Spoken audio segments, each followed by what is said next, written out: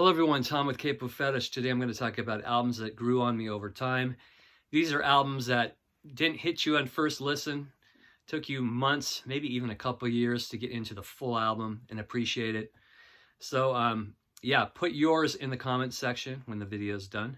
So I'm going to start off here with 1975's Hissing of Summer Lawns by Joanie Mitchell. Now, I love, she has 4 albums in a row, starting with Ladies in the Canyon that I love. Ladies of the Canyon, Blue, For the Roses, and Court and Spark. Court and Spark is probably my favorite album of hers ever. It's just a perfect jazz pop album. It's just perfection in every way. Every note, there's not a note wasted.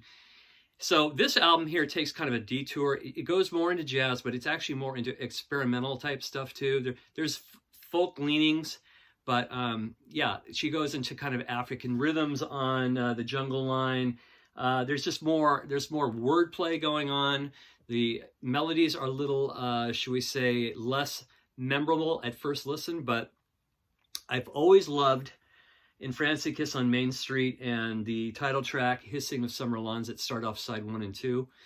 And over time, I would overpass the Jungle Line. I couldn't really get into that, but Edith and the Kingpin, I love that tune, and others have grown on me over the years. Shadows of Scarlet Conquering, the Boho Dance, and then of course that last tune, Shadow and Light. This is one now I'm returning to more and more. It's definitely not Court and Spark. It's more, how do we say it? A little more experimental, a little more even inward than Court and Spark. And she's employing more just different ideas. So this is one album here that has grown on me over time. I really dig it. And even the Jungle Line, which I didn't used to like, I kind of dig that one now too as well. Pretty much the whole album. So Hissing of Summer Lawns, 75, Joanie Mitchell. And I grew up with Neil Young from the beginning, with my brother playing all the early Neil Young albums, my brother and sister. You know, the self-titled, everybody knows This Is Nowhere, After the Gold Rush, Harvest. But after that, my brother stopped listening to them, or listening to Neil and my sister, and never knew why, but maybe this was why. This is such a different album than any of those different albums from the late 60s, early 70s. When I bought this album, I just thought I'd give it a chance, give it a shot, and I liked some of the songs off it, but as the more and more I played it, I mean, I realized this wasn't the same Neil Young of Harvest, or Everybody Knows This Is Nowhere. This is a deeper, darker Neil, and he's totally like wasted the entire record. I think it was Tequila, but yeah. So it starts off with Tonight's the Night, and I had that on the Decade album, and I never really cared for that tune. But then other songs started to grow on me. Like I love Speaking Out, that guitar by Nils Lofgren, incredible. And other songs started growing on me too, like Roll Another One for the Road, Albuquerque. I think New Mama is one of my absolute favorite Neil Young songs, has just incredible harmonies. Then you have Come On Baby, Let's Go Downtown with Danny Whitten, taken from the Fillmore East show. And then eventually this became one of my most played Neil Young albums over the years. I think I got into this about maybe 20 years ago.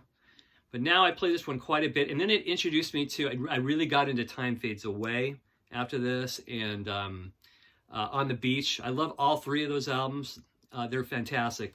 But this is probably my favorite of all 3. There's just some really, really cool material on here. I could probably do without the second version of Tonight's the Night, but I like everything else on this album, and it's been a grower for me. Next one is 1971's There's a Riot Going On by Sly and the Family Stone. Now, I had the Sly and the Family Stone's greatest hits. I think that's one of the greatest hits albums of all time. Just absolute perfection, great singles, incredible songs. This is a whole different beast. I bought this and I was like, at first listen, I was just like, ugh, I can't get into this at all. Though a few songs stuck out. Of course, Family Affair, You Caught Me Smiling. What is that one tune? Running Away. Love those songs. So I kind of put the album away for a while and then returned to it. And gradually other songs I really started digging other tunes like Poet, Spaced Cowboy is just an absolute bizarre tune. And that last track, Thanks for Talking to Me, Africa, goes on for like 7 minutes. just that beat, that pulsating beat. This is a really cool album. It's like stoned funk music, you know. It's not real accessible except maybe those 3 singles, but yeah, I really really like it, and it took me a while to get into it, and now I've been into it for years. It's fantastic. Another one, this is 1979's Fleetwood Mac's Tusk. Got this album when it first came out back in 79. I must have been about 14 at the time. And I heard a couple of songs. I didn't really like the title track.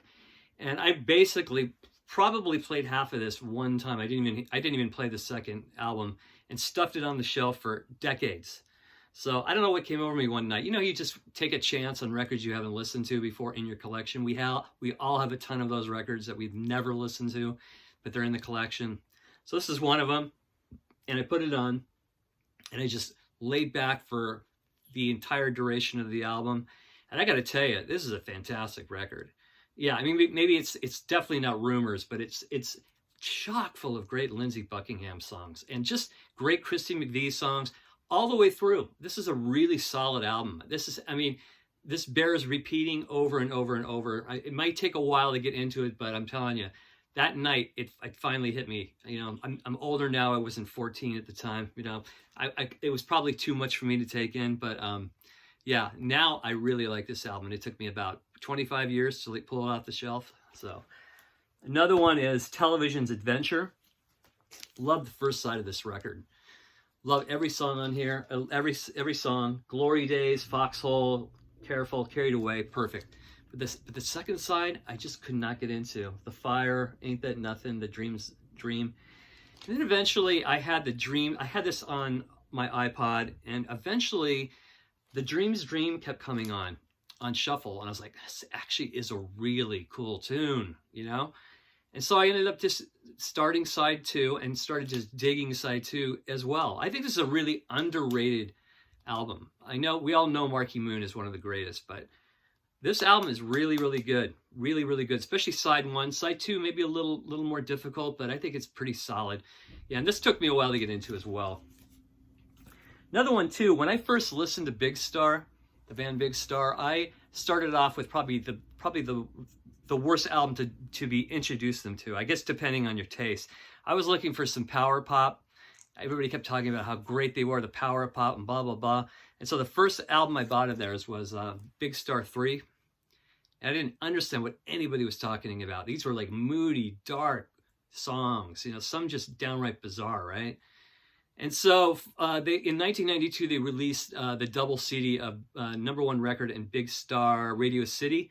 And it was a completely different band. Then I understood what everybody was talking about on that side of the band, the power pop side. And I was blown away by those 2 albums. I think they're 2 of the greatest albums ever. And then once I got into those, I started playing this now and then. And this really started creeping into my brain in a good way. And it's such an incredible record. I think it's one of the greatest albums ever made. Very influential. Once it really caught my ear, all of it, I just couldn't stop playing it. I mean, you've got Jesus Christ on your You Can't Have Me, Take Care, some of the coolest moody ballads, Blue Moon, of course, Holocaust, Kangaroo, Big Black Car, but everything on here works. Ends with Thank You Friends. Yeah, it didn't take too long, but I was kind of like, this is like a weird album to start with, you know, expecting power pop. So that's one of them. Here's an album or a CD I bought probably 7 years ago. And I listened to it on the way home from the record store, and maybe it was just the engine noise, or, you know, maybe I had my window open and it was blowing, but it didn't really register with me. And so I brought it home. Another album I just stuck on the shelf for a good 5 years. Judy S, this is her first album. And then I finally put this on. Let me hold up the album. I finally put this on one night, and it absolutely blew me away from start to finish. I could not believe how amazing this album was. People have called her like a Brian Wilson, a female Brian Wilson, and that is totally true. I mean, this is, and I don't like using this word because it's used too much, but this is genius. This album is genius. Every song on here is amazing. And to think, you know, it was just sitting on the shelf for 5 years.